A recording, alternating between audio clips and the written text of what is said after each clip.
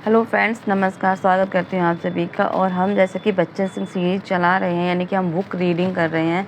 तो यहाँ पर हम सभी को पता है कि बच्चन जी से अधिकांश प्रश्न पूछे ही जाते हैं। तो यहाँ हम जो आगे का कंटिन्यू कर रहे हैं और हमने जो पढ़ लिया है शुरुआत का, जो महत्वपूर्ण है वो मैं आपको बताती हुई चलूँगी। तो आपसे एक विनती करूँगी कि आप अपने हाथ में एक कॉपी एक पेन ज़रूर लेकर बैठें, जहाँ मोस्ट लगे वहाँ आप नोट डाउन कर सकते हैं। और सबसे बड़ी बात यह है कि सफलता के लिए कभी भी कोई शॉर्टकट काम नहीं आता। तो उसके लिए कोई भी एग्ज़ाम आप क्वालिफाई करना चाहते हैं तो उसके लिए आपको टेक्स्ट बुक यानी कि डीपली स्टडी करनी ही पड़ती है। तो चलिए, आज का टॉपिक हमारा है बच्चन सिंह की बुक हिंदी साहित्य का दूसरा इतिहास से अपभ्रंश काव्य।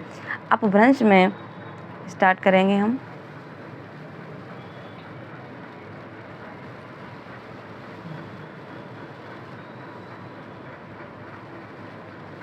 अपभ्रंश में काव्य रचना की शुरुआत कब से हुई, कहना कठिन है। यहाँ पे बच्चन जी कह रहे हैं कि अपभ्रंश में काव्य रचना की शुरुआत कब से हुई, ये कहना कठिन है।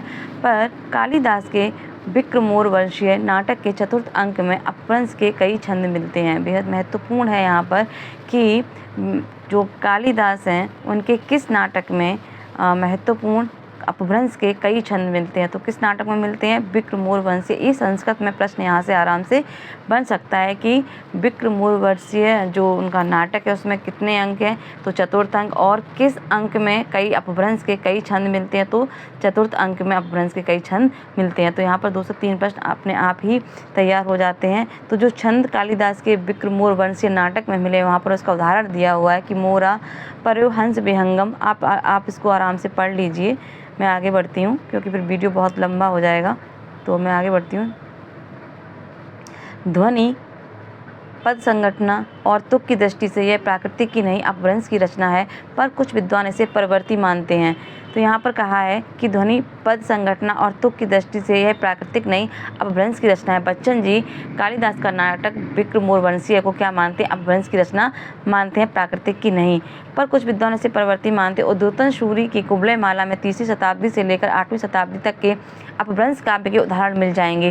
पर 8वीं शताब्दी में तो सिद्धों और जैनियों के प्रमाणिक अपभ्रंश काव्य मिलने लगते हैं। कौन सी शताब्दी में? तो ये प्रश्न यहाँ से बन सकता है कि जो सिद्ध और जैन उनके प्रमाणिक जो अपभ्रंश काव्य हैं किस शताब्दी में मिलने लगते हैं? तो 8वीं शताब्दी में मिलने लगते हैं।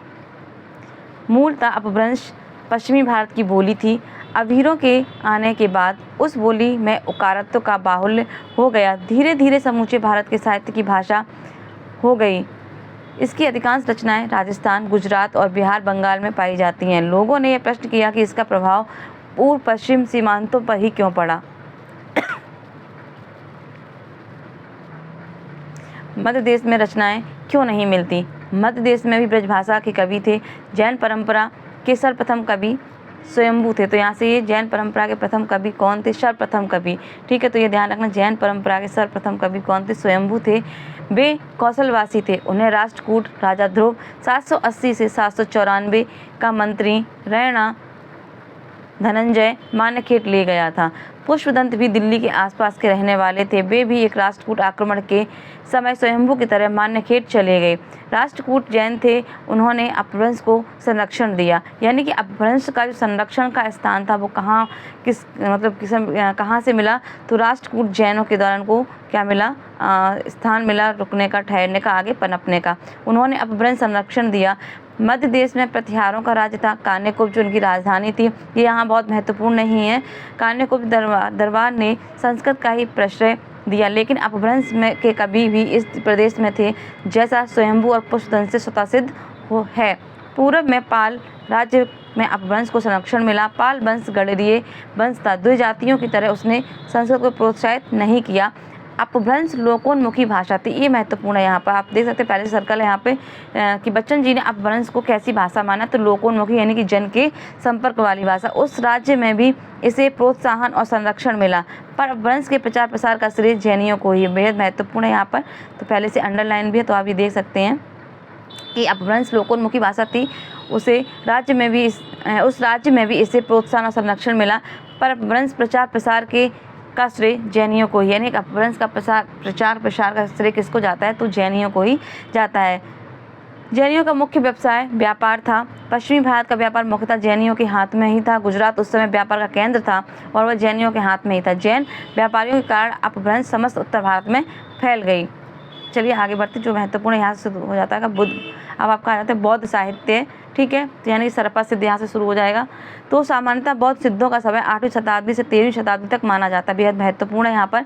इनका कार्य क्षेत्र बंगाल, असम, उड़ीसा, बिहार का पूर्वांचल था। कभी कभी विकल्प में आपको 3 बंगाल, असम, उड़ीसा दे देगा और एक विकल्प में कोलकाता दे देगा, तो आप ये चीज़ देखिए, कोई और ऑब्जेक्टिव रख देगा।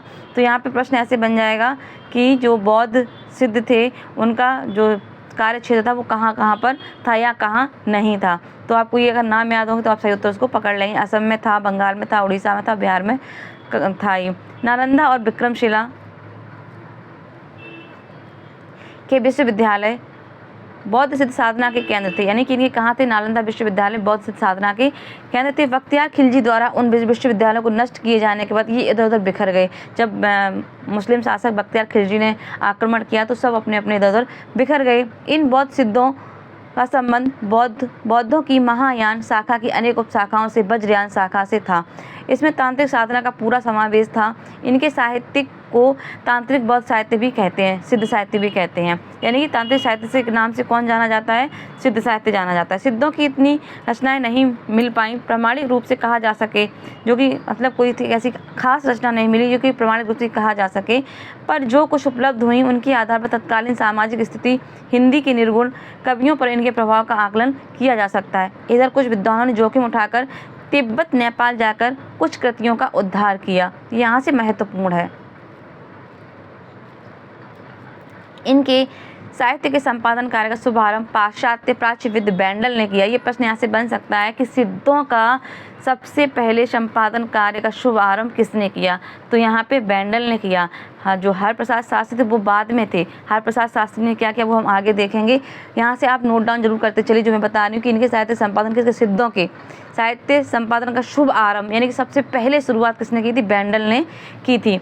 बाद में महामहिम हरप्रसाद शास्त्री ने कुछ सिद्धों के चर्या गीतों और दोहा कोशों का बौद्ध गान ओ दोहा के नाम से 1917 में संपादन प्रकाशन किया। कब? 1917 में बौद्ध गान और दोहा का इन्होंने क्या किया था? संपादन किया था हरप्रसाद शास्त्री ने सिद्धों के चर्या गीतों और दोहा गीतों का। इनकी पांडुलिपियाँ उन्हें नेपाल से मिली थी। 1928 में मोहम्मद शाहिदुल्लाह ने ले शाह मिस्टॉक्स नामक फ्रांसीसी ग्रंथ में सरहपाद और कृष्णपाद के दोहा कोशों को चर्यापदों का संपादन तिब्बती पांडुलिपियों के आधार पर किया।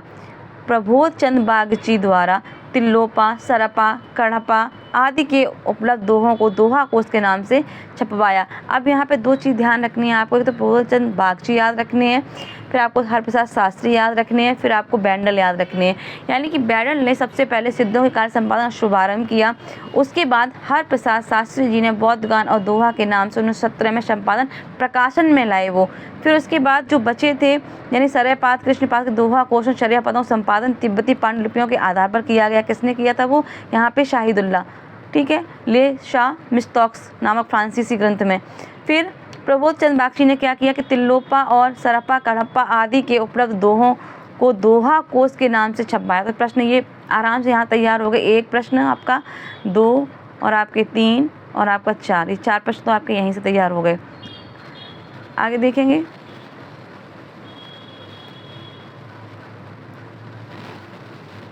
राहुल जी तिब्बत से सिद्ध साहित्य के अनेक दुर्लभ ग्रंथ ले आए। उनके चर्यापदों और दोहों को हिंदी काव्यधारा शीर्षक से संपादित किया। बेहद महत्वपूर्ण है हिंदी काव्यधारा, इनका जो लिखा हुआ है राहुल जी का ग्रंथ।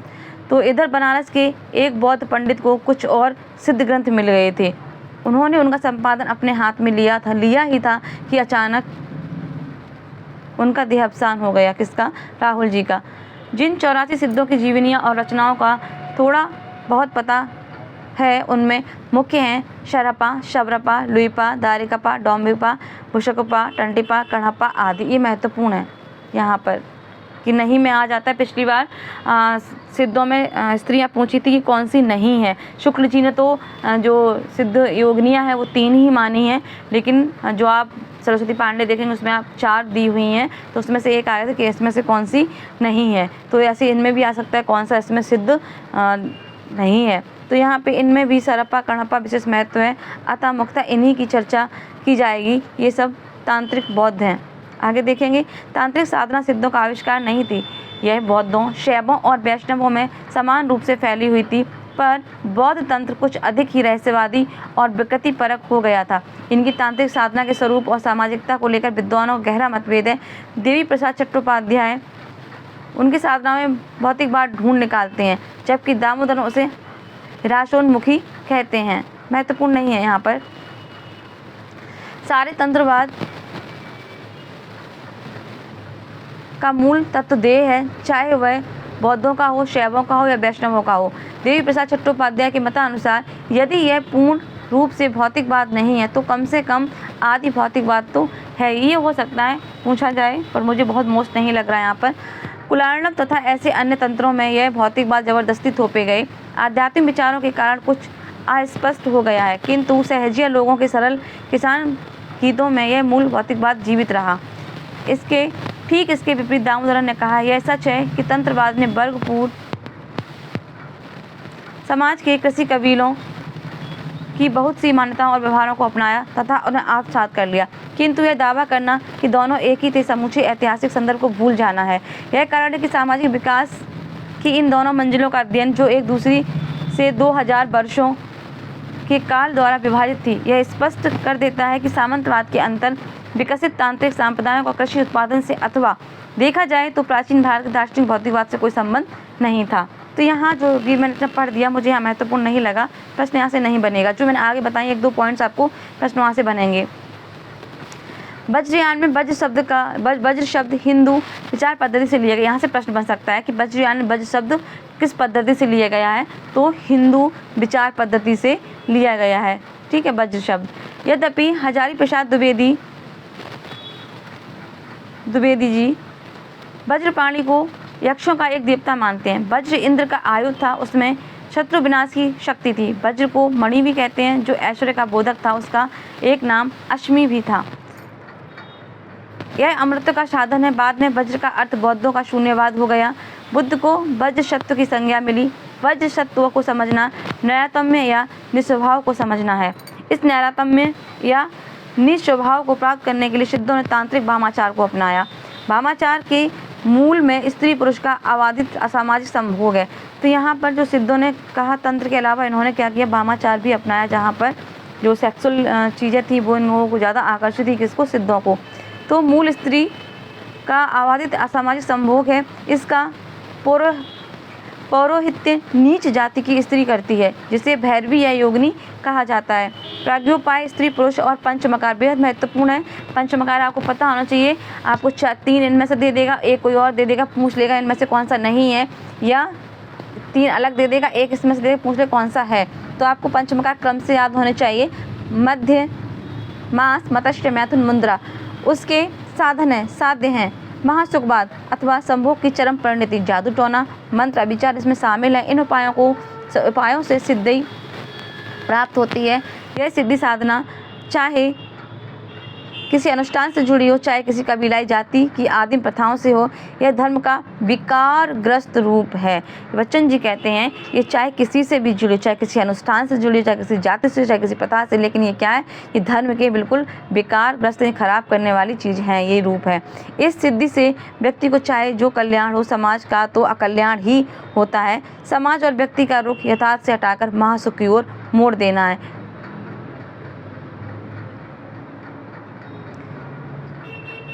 पूरे तंत्रवाद पर टिप्पणी करते हुए दामोदरन लिखते हैं कि आदिम कबीले में जादू ने विज्ञान की भूमिका अदा की, यद्यपि निषेधात्मक ढंग से। उसका उदय प्राकृतिक घटनाओं के कारणों को न जान पाने के फलस्वरूप हुआ था, किंतु मध्य युग में विज्ञान ने मूलतः एक सामाजिक भूमिका अदा की। इसने सामाजिक घटनाक्रम कारणों से अनभिज्ञ लोगों के विचारों और क्रियाकलापों में जड़ें जमा ली। अब यह विज्ञान को प्रतिस्थापित करने वाली चीज़ नहीं रहेगी। बहुत महत्वपूर्ण है यहाँ पर, मैं जल्दी से पढ़ देती हूँ। उल्टे इसने विज्ञान की प्रगति के दरवाज़ा बंद कर दिया। ग्राम समुदाय गत्य अवरोध और आर्थिक पिछड़ेपन को और मजबूत, उससे सामाजिक प्रगति को अवरुद्ध कर दिया।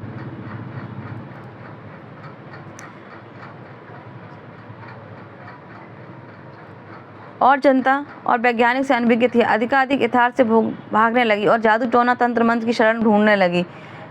अब यह माना जाने लगा कि मनुष्य जो स्वयं नहीं कर सकता उसे करने की क्षमता आध्यात्मिक शक्तियों में है।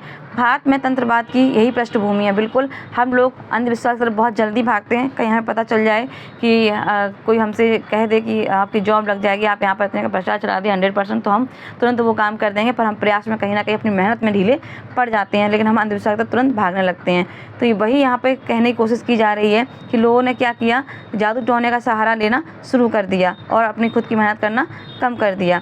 अब ये माना जाए कि मनुष्य जो कुछ स्वयं नहीं कर सकता उसे आध्यात्मिक शक्तियाँ कर सकती हैं। भारत में तंत्रवाद की यही पृष्ठभूमि है।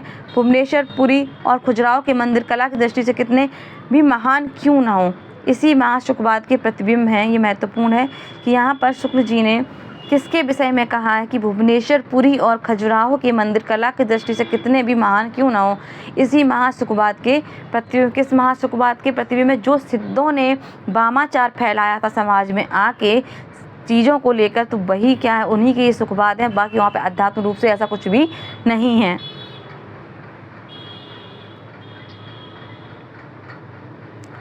इसलिए नाथों ने महासुखवाद के विरुद्ध योग का समर्थन किया।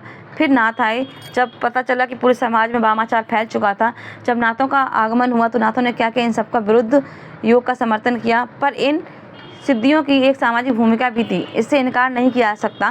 ब्राह्मण धर्म अपने को जिस ऊंचाई पर प्रतिष्ठित किए हुए थे, सिद्धों ने अपने सिद्धि बल से उसका मूर्ति भंजन किया।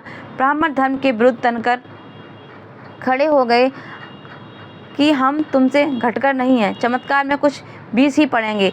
नीच कही जाने वाली स्त्रियों को उन्होंने भैरवी योगिनी का दर्जा दिया। तो यहाँ पर सिद्धों ने जाति प्रथा को, जो अपने आप को बहुत ऊंचा समझते थे, विद्वान समझते थे, उनका खंडन किया है। और जो नीची जाति की जो स्त्रियाँ रहती उनको ऊंचा दर्जा भी दिया। तो यहाँ पर जाति पात कहीं ना कहीं इन्होंने भेदभाव खत्म किया है। किंतु जहाँ तक सिद्ध जाति पाति की प्रथा, ऊंच नीच का भेदभाव, शास्त्र विजड़ित तत्ववाद और बाह्य आडंबर का विरोध करते हैं, वहाँ तक उनकी भूमिका निसंदेह प्रगतिशील है। वे अत्यंत तीखे और दो टूक ढंग से उनका खंडन करते। बाद में खंडन का स्वर कबीर में और जोरदार ढंग से प्रतिध्वनित होता है। यानी कि जो सिद्धों का खंडन मंडन प्रवृत्ति का स्वर है जाति पात को लेकर, वो आगे चलकर हमें कहाँ मिलता है, कबीर में देखने को मिलता है। इन सिद्धों में सभी जाति के लोग थे, ब्राह्मण भी थे, क्षत्रिय भी थे, वैश्य भी थे और शूद्र भी थे। सिद्धों की बिरादरी में दाखिल होकर जाति भेद स्वयं नष्ट हो जाता था। संख्या में शूद्र अधिक थे, कोई कारीगर था तो कोई खेती और मछुआरा, कोई तेल निकालता था तो कोई भांडे गढ़ता था। इस समय की सामंती व्यवस्था, खेती का काम शूद्रों के हाथ में आ गया था। भूमि से जुड़कर पहले ही हीन भावना कम हुई। उच्च जातियों के विरोध में खड़े होने में उन्हें बल मिला। सिद्धों ने अपने लिए जो नाम चुने वे दो जातीय को मुंह चिढ़ाते हैं। यह महत्वपूर्ण है यहाँ पर कि सिद्धों ने अपने लिए, ये पंक्ति में महत्वपूर्ण है, आप इसको नोट डाउन करते चलिए। जो मैंने आज का टॉपिक स्टार्ट किया है, आप वो टॉपिक डाल लीजिए, आज की डेट डाल लीजिए, बच्चन सिंह क्लास 3 डाल लीजिए, और जो मैं बताते चल रही हूँ उनको आप क्रम वाइज पॉइंट्स के नोट पर वहाँ पे नोट डाउन करते चलिए। तो ये पंक्ति यहाँ पर महत्वपूर्ण है।